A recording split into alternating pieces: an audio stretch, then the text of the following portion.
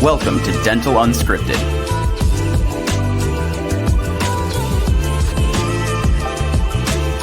where Mike Dinzio and Paula Quinn break down the practice ownership journey, one episode at a time. Starting up, buying, and running a successful dental practice.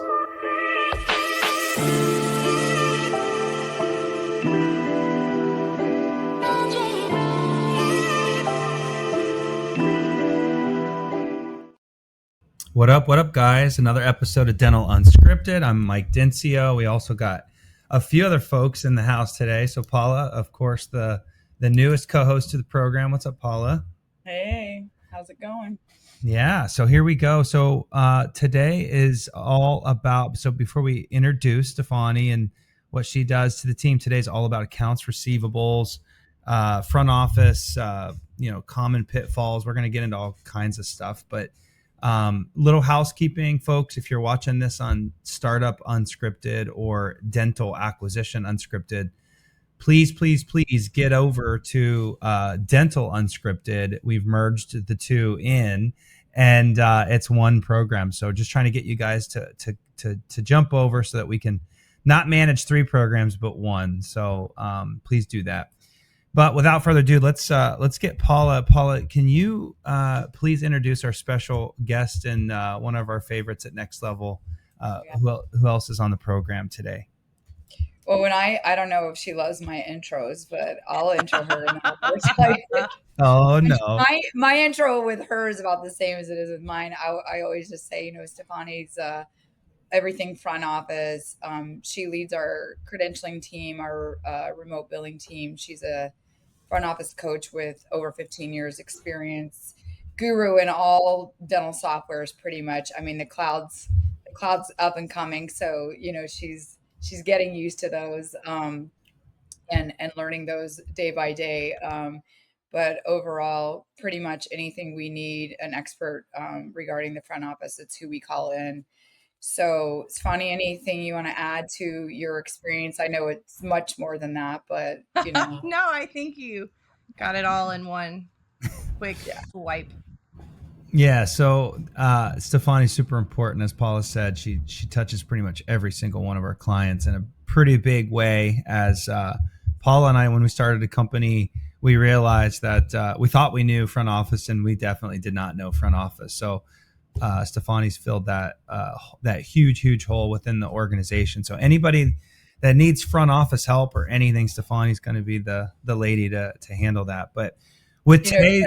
Well, wait, I could get some hate mail over this, but I do always let everybody know, I pretty much kidnapped her from her last position. She, I joke, but it's all. Wait, you did or not? I did.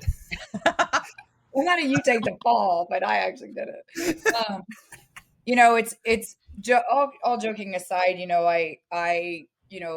It's no secret that I owned a dental practice and I'm a hygienist, so I don't know a lot about the front. Well, to this day, I try play one on TV, and I was forced to do a lot up front, and a couple times, I went through a couple front offices because I bought in COVID. Tough time for a lot of people. Everyone can relate to that who owned during COVID. And I noticed I had a big glass window, and I could sit there and stare at my front office person when I had time in between patients or whatever. And I would see them with the EOBs and I'd pop open the schedule and I'm like, that's weird because we got a hole this afternoon. Tomorrow's pretty much empty. Like, isn't there more important things to be doing? And so I looked to, outsource that. And I had like a gal I knew and then another. And so I went through a couple of those and then I switched to this company that Stefani worked at, went through a few in there. And, Stefani always jokes I was pretty mean to her at first, but I was pretty jaded by the activity that happened with my accounts receivable between it was already a train wreck when I purchased. Anyone who's purchased an acquisition will also understand that. And when she came along, after she put up with me for a while, we developed a great relationship, I think. And she really I mean, it was spotless. Those AR buckets, which we'll talk about here in a minute, were spot on, and I never really actually gave that another thought after that. Besides my front office collecting over the counter. um, and so when I was leaving on my way out, when I sold my practice, I don't, she could probably tell the story better than you, but I'm essentially like poking at her, asking her questions. And then finally it was like, hey, you want to check us out and come with us. And that was the end of the story. I don't know if was this episode how to steal employees from other companies, or because I know that Both I of didn't you are steal it top from of the another list. it wasn't from another dental practice for all you dentists watching. they're like, wait, this is their whole game plan is be coaches and steal their best employees. That's Yeah, funny. no. Really the purpose of that story was just to say, not all billers are created equal, and we'll get into, why the front office probably shouldn't be doing it. I mean, there's more than one reason, unless, I don't know. There are some exceptions to everything. So Yeah, we'll, let's get yeah, into it. So, I think we're going to cover a lot of topics today. In my mind, like I'm thinking about a dentist that or a practice owner that maybe you're an associate. I've actually been talking to some associates lately that have been really disappointed because they get paid on collections. So any associate out there that is like, gosh, they don't collect anything up front, I don't get paid on that, right? So even associates, doesn't have to be practice owners, could potentially keep their ears open on this episode. But I'm just thinking, like, how would a practice owner really identify if their ARs are a problem, right? Because I feel like they kind of are in the back doing what they do. Maybe they're wondering why their ARs are so big, and write-offs happen. And yeah, I was going to say adjusted production would be just as bad, because if we'll get into treatment plans and all that, but either way, if you're an associate and the ARs are a mess, it doesn't matter how you get paid, it's going to suck. So how would a dentist really or practice anybody that's interested, how would you really even attack to identify, like, if your ARs are out of control? Yeah, I would start with identify. Like, how do you even know, Stefani? Like, if Well, I think the number one would be you feel it, right? You're stretching, you're almost not making payroll, right? You're foregoing on getting updated equipment because the money's just not there. So, number one, it's just feeling it. But I think if you sit back before you start feeling the pain, just to get a pulse, right? Where am I at? Am I on the, that fine line between, I'm great until I'm not great? I think you have to see what's out there and who has the liability. Is it my patients? Is it is it the insurance company? Because if we're collecting at the time of service, we got our estimates pretty accurate. Really, the liability then should fall on the insurance company. And so we really tell our offices it's around that 30-day mark, right? Insurance companies have to adhere to certain standards of processing claims within 30 days. So anything after 30 days should start having some question marks, right? Why am I not getting paid? What's going on with this claim? So we tell our providers, what's that number look like? How many claims are in these buckets? Because ideally no more than 30% should be over 30 days aging. 30%, no more than 30%. That's an of average your office claims. 30% of outstanding claims should. So in the can you break it down even more? Is there the third, the over 30, the over 60, and the over 90? Because you're talking about claims, right? So yeah, well, I think sometimes when it goes to 90s, it goes to die, right? Like it really should be minimal. It really does. It's like don't break our listeners' hearts. It goes to 90, it's dead. No, but I mean, at that point, we could be hitting timely filing, especially for these federal or Medicaid claims. I mean, it's at a point where then you're going to have to eat the bullet, and it's just you can't collect it.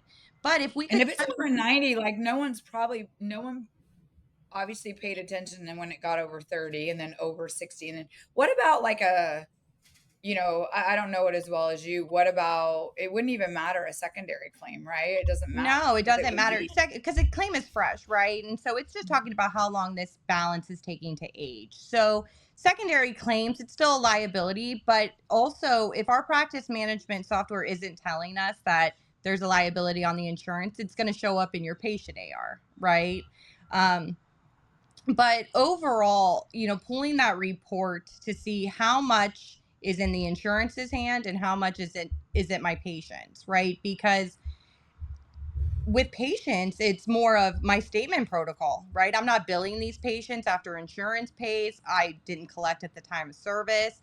I mean, it's harder, I feel, to collect patient AR than it is insurance. Well, I was actually just going to go there because when we're looking at acquisitions, I had a conversation with an attorney just more recently, and I said, why don't we value the claims at a higher value than the patient portion? Because right now, for those that went through an acquisition or considering it, and that's not this episode, but we just kind of give the buckets the same value. And the truth is if it's claims under 90, hell, let's pay 98% of it, right? If it's patient, under let's not get crazy. 30. Paula's like, let's not get crazy. But like, if it's patients, it becomes a different story because now you're the new owner and you got to have these weird conversations with your patients about statements that haven't gone out. So let's get to statements here later on, maybe some pitfalls, but just simply identify. I think you gave us some good percentages. It's 30% of your claims should Less than 30% should be less than 30. Yeah, so Okay. you want your 0 to 30 to be the bulk of your claims, right, that are outstanding. So 70% or more should be in the 0 to 30. Now, what about both? Like, I think you always coach our clients on percentages per bucket. Forget claims, forget patient, just in general. What are those? If a doctor pulled up their AR and saw 30, 60, 90, or the aging, and they divide it by the total, what are those percentages? Yeah, so I mean, anything 90 and over, we look for less than 7%, right? 7%. I mean, anything after that, like I said, it's going to die. It's really, really hard. But then we're looking at that 60 to 90. And usually, that's where it's our last ditch attempt to even get something paid. And so we're looking around 13%, right? And then 10%. On that bucket? Yeah, because that's like going into appeals, right? We give that time. And then, doing the math, it's 10% for 30 to 60. Cool. Perfect.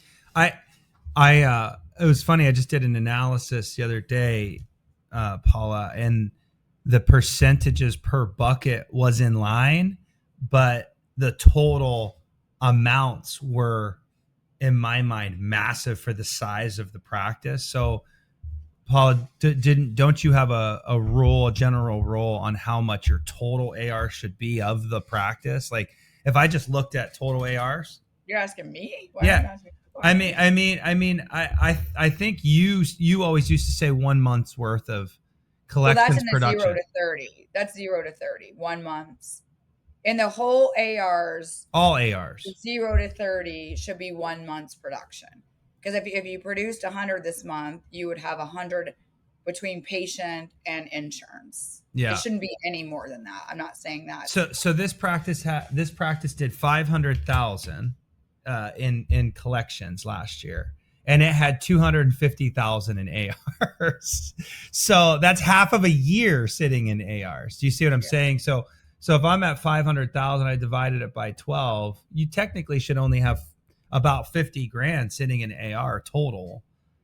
That's it. And they had 250. So it's not just percent, but it's also the whole amount, the whole enchilada. Let's get off how to identify. I mean, if it's just messy, it's messy. But if anything, I took away, don't just look at total ARs, look at claims and patient, and look at your percentages per bucket and go from there. Does that? And I think the key, one of the things we coach on is something just looking at daily, daily, weekly, monthly. When we get an office, Stefani can tell you better than I, it's a hot mess, even the best of the front office, people that are super comfortable, it's still getting a lot of Well, feedback. yeah, Yeah. and insure, especially when you're like, hey, my office collects 100%, right? Yeah, that's great. You're collecting what you're producing, but it should be well over 100% with the AR that you have, right? That means that we're not actively working on collecting that sitting AR. Otherwise, it would be well over 100%. So we're collecting Yeah. what we're producing and tackling the AR. Yeah. Well, to Paula's point, then, okay, so now we've identified if the ARs are a mess or not a mess. That now it's like what reports should we pull and how often should we pull those? So if you're a business owner, Paul or Stefani, are you like coaching which reports to pull daily and which ones to pull monthly? Like, how would you approach that? I mean, I am a weekly kind of person because I map out my time management in the front office of what jobs, duties do we have and how can I tackle them within the week, right? Because then I'm actively working every single week on this same goal, right? To decrease my AR. So weekly, I'm looking at my credits. Credits are really important to look at in a dental practice because it's giving you a false security blanket. It's mask. Every dollar you have in credit is a dollar somebody owes you. So, you could be over collecting on one patient and under collecting on one, and you're not feeling it, right? So it masks it. So I want to get a pulse on my credits because most of the time, Paula can attest to it, they're not even real. It's inaccurate adjustments. It's giving professional discounts where we didn't need to, courtesy here, so it getting a pulse on your credits. I think the other report. Can I say that?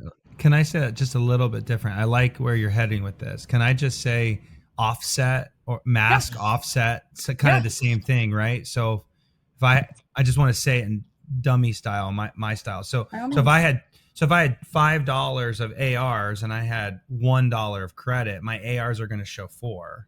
Right. And so it's buried in there, and so really your ARs are bigger if you have credits because they're offsetting.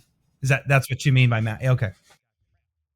So then, weekly, I'm looking at what claims now entered the, 30-day and over bucket, right? Because if everything worked out well, I should have gotten my claim processed and paid within 30 days, even earlier if you're enrolled in EFTs. Sometimes we give grace to offices because we're dealing with mail and, mail stinks. USPS is like snail mail. But at that 30-day, I should have some kind of pulse on what's going on. Why isn't it here? Is it processed? Great. Did it get paid? Is the check on the way? Right? Because otherwise, that portion's going to be small. Right? Most of the time, our claims do get paid on a regular basis without any problems. But there are problems, right? Insurance companies make it difficult to get paid. It's just what is happening. So if we're not strong on the claims going out, we've got to be strong on trying to get the claims back in, right? So getting a pulse the 30 days and over, documenting, touching it, and being intentional, right? Next, I'm going to look at when's the last time I'm billing patients. If we're moving on to the side of patient AR, when's the last time I billed these patients? I should be able to pull in my practice management software to see the last time statements were sent. Is my team on top of this? Do we have new balances, right? Do they need statements? So those are the reports I'm looking at weekly. On a monthly basis, I'm looking at the overall production, right? What did we produce versus what did we collect? What's our collection rate looking like? If we are just an office that has AR, my expectation is that it's over 100%. We're collecting what we're producing in addition to collecting past due AR. It's constantly being worked on. Wait, Now, Stefani. So I see a lot of reports because Paula and I do a lot of acquisitions, and then they land on your plate, and you got to fix them all up on the front end, right. on the collections they are, but on the front end, when I pull these reports, like I very rarely see 100% collections, and I'm wondering how much of that is poor collections, or is it the whole adjustment problem? So it's Does different that in- make sense what I mean? Yeah, it is. It's different in different softwares. And I guess you have to take that with a grain of salt. You know, if you have Indentrix, I'll give you the example. If we're not paying attention to what adjustments are decreasing production and if they're applied on collections, what it's doing, it's giving us a false sense of a transaction that occurred, right? Instead of collecting $5, I wrote off $5. Still got me to zero, but in the reporting, it's showing that I collected it, right? Because it's affecting my collection numbers. So, you know, in Dentrix specifically, but in, you know, let's just even give you the open dental, right? If you don't have everything labeled correctly, right, we can't maneuver through these, the difference between if it was on collections or not. Yeah. So, Because I yeah, see, I mean, Paula, when you see an office that, well, actually, when you owned and you pulled your adjustment reports, so I'm wondering what your adjustments were when you bought the practice, and then I'm wondering what they looked like by the time you sold it, Yeah. and everything that went into fixing that. I mean, that's like a 12 episode on Not the really. I mean, I feel like it's one of the first things Stefani and I tackle in an office. I'm gonna pretend like we're because we are partners. Pretend like I'm doing it too. Um, but essentially, it is one of the things we look at whenever we see over a couple $1,000s of adjustments. You know, this is I stole this from Stefani, and I like to be the one to claim it. But adjustments should be an exception and not the rule. And basically, what we're saying is every adjustment should tell a story. Now, you can have an in house membership plan, but even we teach you how to adjust that appropriately. But really, and what I mean by that is like if you're doing bite wings too soon, and you didn't let the patient know, you're going to have to adjust them off. The practice has to eat it. Well, we want to know that because that means there's an insurance verification problem. You know what I mean? So it tells a story of like, was it our mess up as a dental practice? Or, you know, do we have to tighten up our insurance verification process? Are we just not entering things appropriately? So when you start seeing those adjustments, you're able to like say, okay, we got to tighten up whatever system. and I think But it it's gives one of you the a first false things. sense of real numbers, right? If you're Yeah. depending on adjustments, you think you're scheduling to goal, and here you are, you know, 30 days later after the insurance, you know, pays, and here that day didn't even pan out how you thought it was. It's really Yeah. difficult, I can imagine. So it's understanding the adjustments and then allocating them to the right bucket. We never want, you know, an office to overpay or underpay an associate. We don't like Stefani said, we don't want them to feel like they're scheduling to go when they're not. So we want it to be real money. You know, I get doctors all the time, you know, you go to a seminar, you do something and yeah, I do, you know, $2 million. And then you get in their software and it's 1.2, you know, it's no, that was it's not real money. I mean, yay, 1.2 is still amazing, but no, it was not 2 million. So I think, you know, really the answer to your question is yes, it was a shit show when I bought it. It was cleaned up, you know, thanks to Stefani. And it is now one of the first things we look at when we, you know, see all these adjustments. We want to make sure that, you know, they're doing that appropriately. At the end of the day, with the statement protocol, with the adjustments, with all, it affects the patient. And then the patient's mad, even though they owe it, they're mad, and then they leave the practice. Stefani always says patients don't typically leave a practice because the dentist, the assistant, or the hygienist. Not typically. I mean, it can happen. It's usually the front office, and it's due to those errors, estimating inappropriately, sending a statement 3 months after it's all over, forgetting to put something on a treatment plan. You know, that's when they blow up. So Yeah, you guys are just hitting all of this. I mean, I'm sitting back wondering, like, someone's driving their car right now and they're like, what the hell? There's all these things going on at the front. And that's so true, isn't it? That you go up at the front desk and you're like, what does Nancy Joe do all day? But she's so busy, but I don't know really what she is doing. This is exactly what she's doing. She's got 100 trillion things going on, and it's challenging for her or him. And I guess that is really like a plug for remote services, and we're gonna get there here in this and on the next episode. So stay tuned on the next episode, and we're gonna, I think, publish these back to back. But before we get there, if we stay within the how to fix the front office as it is, it's almost like, okay, and we got clients that are like this. They just want everything in house, and I can totally appreciate that. They just want it all in house. They feel like they're getting the best value. They think that there's going to be more control, or maybe they can do a perio chart for me and also bill, and they're getting more out of that employee. I can appreciate all that, but if you've already identified that stuff's not happening right, we already talked about in the beginning of this episode, what makes you think that like this person's a superwoman? Like, she's just not, and she needs help.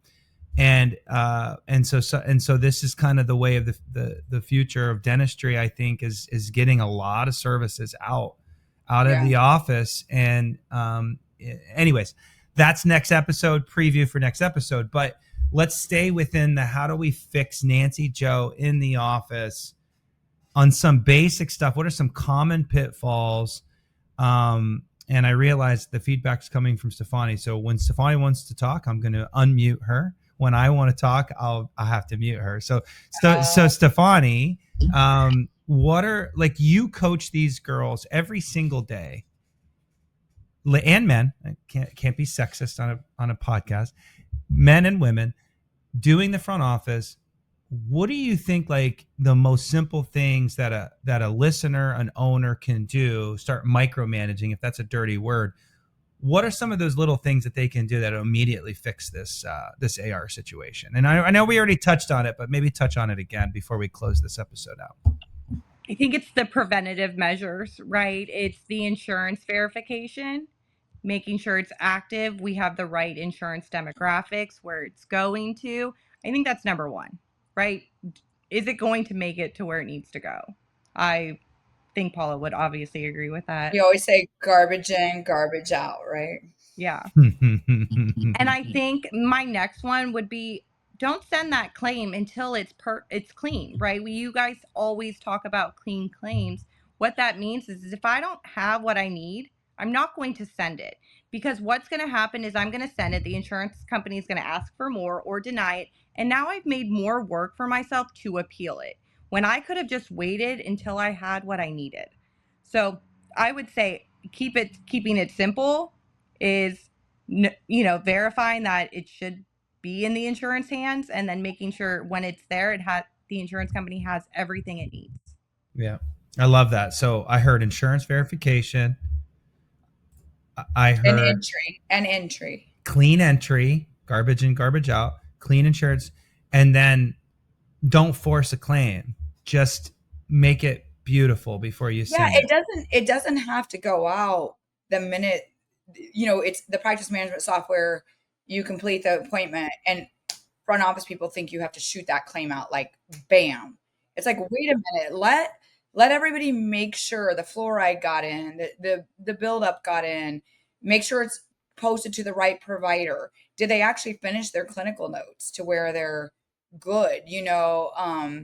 Don't send it out until it's okay if it goes the next day. You're gonna get it processed one day sooner. Like, it's not a big deal. I would make your protocol next day anyway. Everyone's tired at the end of the day. Everyone's in a hurry in the middle of the day. They're just gonna shoot it out there, and it's gonna be missing stuff. And then the hygienist is gonna run up and say, "Oh my gosh, I forgot to attach the fluoride," and it's like, oh Jesus, claims out. So Stefani, is that what front office people do? They feel the pressure of getting the claims out and rush it, and then they don't have a protocol to stock that claim. I know you have an infamous quote, but like, is that pretty common? I could see that being a thing where they feel like they're not doing their job by getting a claim out quick because they're afraid of the aging, but really that's their worst nightmare because it's going to get held up. I could see that being a thing. I think it's just easy to cross off something off your list, right? And so as the front office, we are so trained to be reactionary, right? In our day-to-day functions, when we can just take a step back, sit, let everybody review everything, and then I can get it done, because I can make it into a flow of a system, right? So I don't feel that way. But it's interesting to hear, I remember like, oh, I want to get this in, I want to get paid sooner. The insurance company coming back saying, we're not even going to process this until Thursday. You got a deadline till Thursday, right? Like, and here I am busting it. But one of my most annoying thing is not billing a 230, that additional PA, because the claim has already gone out with the initial PA, the 220. And here the doc's like, actually, we took a second one. Now I have to bill an additional PA code on a claim all by itself. It's going to get denied. I just made a ton of work for myself when I could have just waited. So not to extend this episode a little further, but like, I think that's gold, because the doctors are listening to this program, not front office.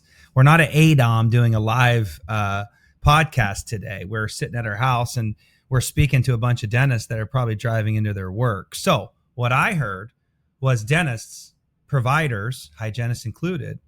I don't know where you live, but it's 10:30 in the Pacific. And it's all right. and it's well, 1:30 Eastern Standard. When trying to get to work right now, I'm worried about them. When this gets published and people are listening to it on their way, okay. Slow down, pull a production report daily, and make sure nothing was missed. It sounds like dental assistants need to be part of this too, because they're the ones that take the x-rays. I don't know, you guys, I mean, like, clinical team needs to get their act together in the back.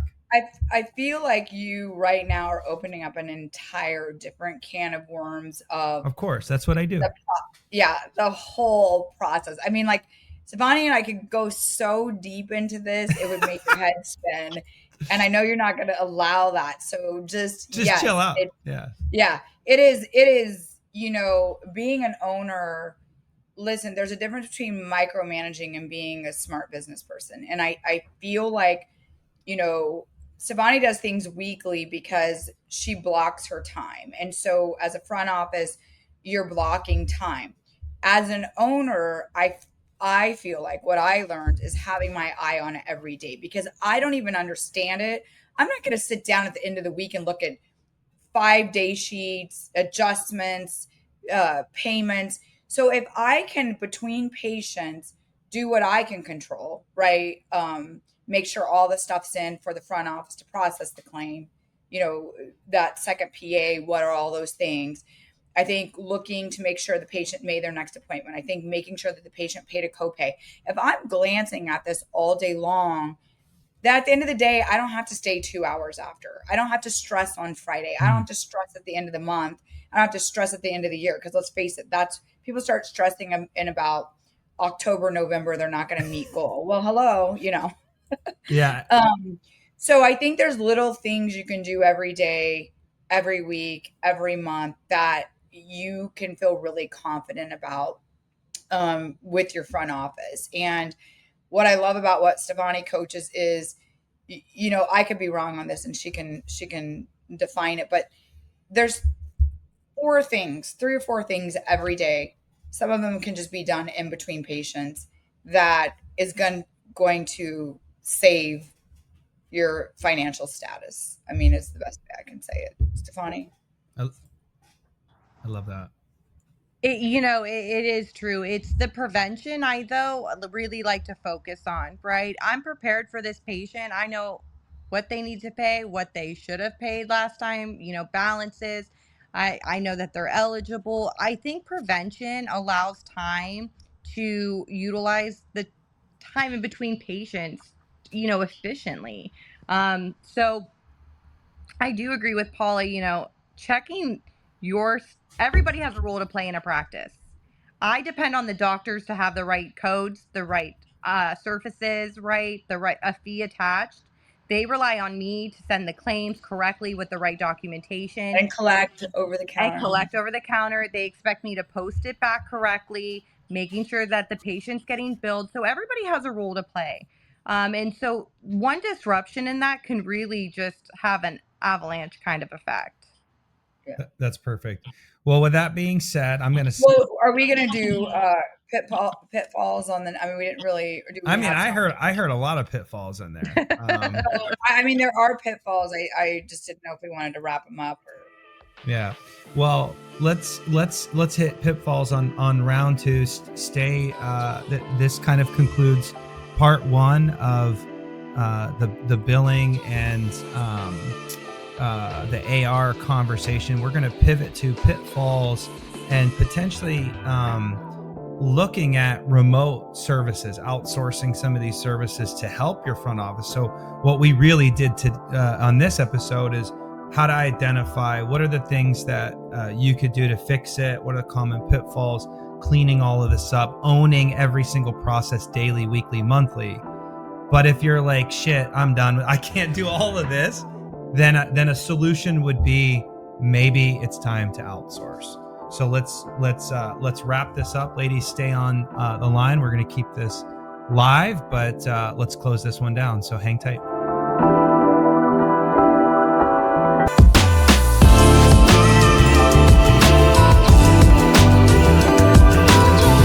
Thanks for listening. Let us know how you like the show. Rate us on Apple and Spotify. Subscribe and follow for more.